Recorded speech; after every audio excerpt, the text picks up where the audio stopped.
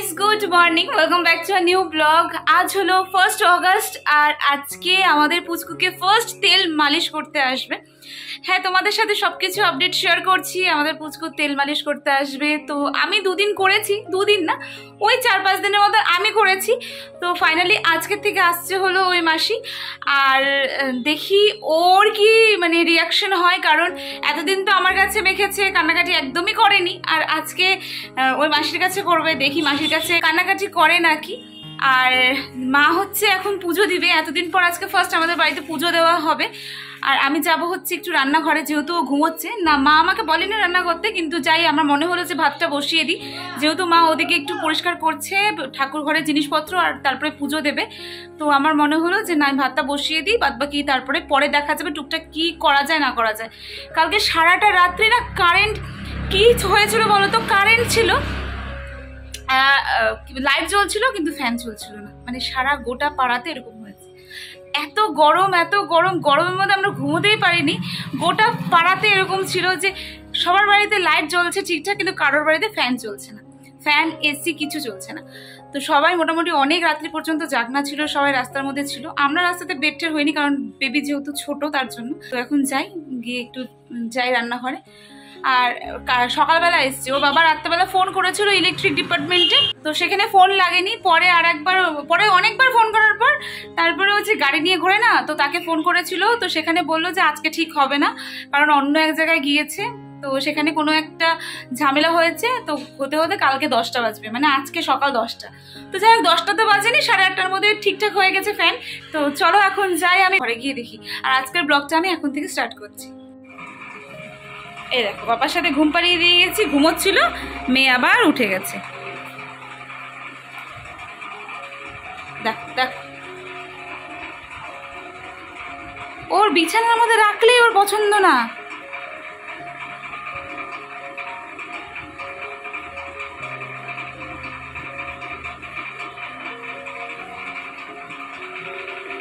খেলো বাবার সাথে, বাবার সাথে খেলো। ঘুমোতে ঘুমোতে এরকম মেয়ে উঠে গেছে, পাপা উঠে গেছে। পাপাও রাত্রেবেলা সারা রাত ঘুমায় না মেয়ের জন্য, মেয়ে কাঁদলে পাপা উঠে যায়। তো যাই হোক, ওরা এখানে খেলুক, আমি যাই একটু রান্নাঘরে। তো যেরকম বললাম, চলো রান্নাঘরে যাওয়া যাক। আমি কিন্তু একটু আগে এসেই ভাতের জলটা বসিয়ে দিয়ে গেছি। তো এখন শুধু চালটা দেওয়া বাকি। আমি চালটা ধুয়ে রেখে গেছি, ভাবছি ভাতের সাথে সাথে আমি ডালটাও বসিয়ে দেবো, মানে ডালটা সিটি দেওয়ার জন্য বসিয়ে দেবো। তো চলো এগুলো তাড়াতাড়ি করে নেওয়া যাক। তো এখানে ভাতটা হচ্ছে, চাল দিয়ে দিয়েছি, আর এখানে প্রেসারে ডাল সেদ্ধ বসিয়ে দিয়েছি। এটা সিটি দিবে, তো চলো 2-3টে সিটি দেবে, 2-3টে সিটি দিলেই হয়ে যাবে। তো চলো যাই এখন ঘরে। ও বাবাও মনে হয় এখন যাবে, বাথরুমে ঢুকবে, তো পুচকুকে একটু কোলে নিতে হবে। তো এদিকটা হোক, ওদিকটাতে একটু যাই দেখি। বাচ্চা হওয়ার পরে প্রথম রান্নাঘরে ঢুকে রান্না করছি। বাবা চুপচাপ আছে তো, একদম একদম চুপচাপ। দেখো না, একদম পাপার কোলে চুপচাপ শুয়ে আছে। পাপার খুব টেনশন ছিল যে বেবি পাপার কোলে গেলে কান্নাকাটি করে। আমি বলছিলাম দাঁড়াও না, 1 মাস যেতে দাও, তারপরে দেখবা মেয়েরা পাপারই নেওয়াটা হয়। এখন একটু একটু কান্নাকাটি করছে না, দেখলাম আজকে দেখি কান্নাকাটি একদমই করছে না পাপার কোলে গিয়ে। তো তোমার কেমন লাগছে বলো? দেখো 1 মাস পর বেবি কাঁদছে না তোমার কোলে উঠে। ঠিক আছে,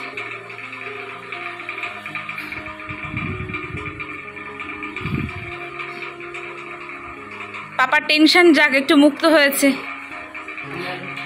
পাপার থেকে বেশি আমার টেনশন ছিল যে সারাক্ষণ যদি আমার কোলে থাকে, পাপার কোলে না যায়, তো আমাকে নিয়ে বসে থাকতে লাগবে। পটি করো, কিচ্ছু হয়েছে।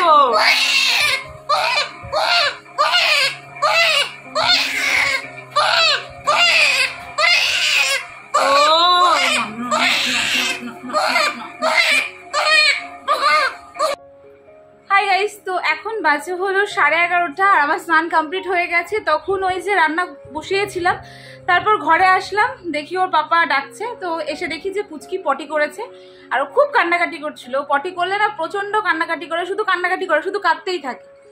তো ওগুলো সব পরিষ্কার করে আমি একবার স্নান করে নিয়েছি। স্নান করার পর এই যে এখন ব্রেকফাস্ট করলাম, ব্রেকফাস্ট করেই যে আসলাম, আর এখনো আসিনি ওকে স্নান করাতে। আসবে 11টায় তো আসার কথা, 11:30 বাজে, দেখি কখন আসে। যদি আজকে দেরি করে তো আজকে আসলে বলে দিব যে কালকের থেকে একদম 11টায় আসতে, কারণ ওকে দেরি করে স্নান করাই না, ঠান্ডা লেগে যেতে পারে তার জন্য। তো ওখানে হচ্ছে ব্রেকফাস্ট করছে আর ওখানে কিছু কাজ আছে ও, তো সেটাই করছে ও। চলো এখন দেখি কখন যে আসবে। দেখো সমস্ত বিছানা চাদর ফাদর উঠে দিয়েছি, কারণ যেহেতু আজকে ও প্রথম বিছানার মধ্যেই পটি করে দিয়েছে। আর এখন এখানে আমার মেয়ে ঘুমোচ্ছে, ঘুমাকো, বিছানার চাদর পাততে হবে। তো ব্রেকফাস্ট করা কমপ্লিট। আজকে ব্রেকফাস্টে ছিল হচ্ছে এরকম রুটি, যেটা এখানে কমপ্লিট শেষ হয়ে গেছে, আর আচার। ও আচার দিয়ে খাচ্ছে, আমি আচার খাইনি।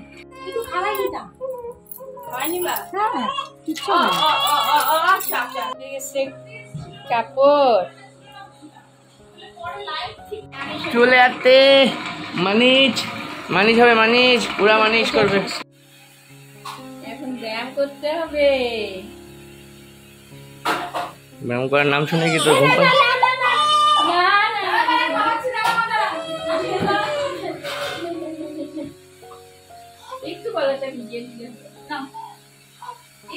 দীর্ঘ 1-1.5 মাস পরে আমাকে চা দিল।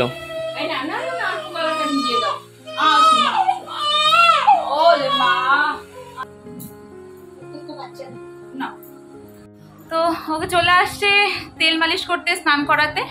আর আমি এখন এখানে বসেছি। এখন বাজে হচ্ছে 12টা, আর ও আমাকে অনেকদিন পর বললো যে তুমি আমাকে তো চা খাওয়াও না করে, তো তখন চা বানাতেই গিয়েছিলাম। তো চলো ও এখন স্নান করবো, স্নান করুক। শিখছি। আজকে কিন্তু আমাদের কিশমিশ খুব ভালো মতন আরামে ঘুমাবে, কারণ এত মালিশ করা হয়েছে ওকে। এখানে তো কিশমিশকে এখন স্নান করানো হচ্ছে। ও আরেকটা কথা তোমাদের সাথে শেয়ার করি, আমাদের কিশমিশের পুরো তেল মালিশের ভিডিওটা, যেটা তোমরা এত রিকোয়েস্ট করেছিলে, যার জন্য আমরা পুরো তেল মালিশের ভিডিওটা করেছিলাম, যেটা কিন্তু আমরা অলরেডি ইউটিউবে পোস্টও করেছি। কিন্তু ইউটিউবে কিছু ক্রাইটেরিয়া আছে, যার জন্য আমাদের সেটাকে ডিলিট করতে বাধ্য হয়েছি। তাই বলে কি আমরা কিশমিশের পুরো স্নানের ভিডিও, তেল মালিশের ভিডিও তোমাদের সাথে শেয়ার করব না? আমরা কিন্তু এই ভিডিওটাই পুরোটা আমরা ফেসবুক পেজে অলরেডি আমি পোস্ট করে দিয়েছি, তোমরা যদি চাও সেখান থেকে গিয়ে চেক আউট করতে পারো। দেখো স্নান করতে করতে মেয়ের এত আরাম লেগেছে যে মেয়ে ঘুমিয়েই পড়েছে, না খেয়েই কিন্তু ঘুমিয়ে পড়লো। একটু পরে ওকে উঠিয়ে খাইয়ে দিতে হবে। তো চলো এখন ওকে আমি এখন কোলে নিয়ে। হ্যাঁ, তোমাদের সাথে কিন্তু একটা কথা শেয়ার করি, তোমরাও কিন্তু তোমাদের বাচ্চাকে প্রত্যেকদিন স্নান করাবে। আর এই ভুল ধারণাটা একদমই রাখবে না যে স্নান করালে বাচ্চা জ্বর আসবে বা ঠান্ডা লাগবে, না, একদমই না। বাচ্চাকে অবশ্যই প্রতিদিন স্নান করায় পয় পরিষ্কার রাখা উচিত। আশা করি তোমাদের এটা কাজে লাগবে। স্নান কমপ্লিট, আর ও এখন একদম প্রচন্ড খুব ভালো মতন সুন্দরভাবে ঘুমোচ্ছে আমাদের মেয়ে। আর এখন ওকে বিছানার মধ্যে দিয়ে দেবো, দেখো না খেয়ে ঘুমিয়ে গেল। যাই হোক, ঘুম থেকে উঠে যাবে, একটু পরে উঠে যাবে, তখন ওকে খাইয়ে দিব। এই হচ্ছে ব্যাপার, ঘুমোচ্ছে, ঘুমুক। সব হচ্ছে কালকে রাত্রে কারেন্টের জন্য।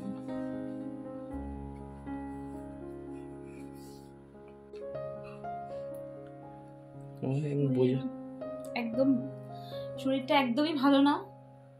হঠাৎ করে কি হলো বুঝতেই পারলাম না। হঠাৎ সকাল থেকে ঠিকঠাকই ছিলাম, কিন্তু দুপুরবেলার পর থেকে হঠাৎ করে না মানে এত শরীর খারাপ হওয়া শুরু হলো, বমি, তারপর পেট ব্যথা, তারপর গ্যাস, অ্যাসিডিটি, তারপর ওখান থেকে জ্বর, এত কিছুর পর আর ভিডিওটা কন্টিনিউই করতে পারিনি।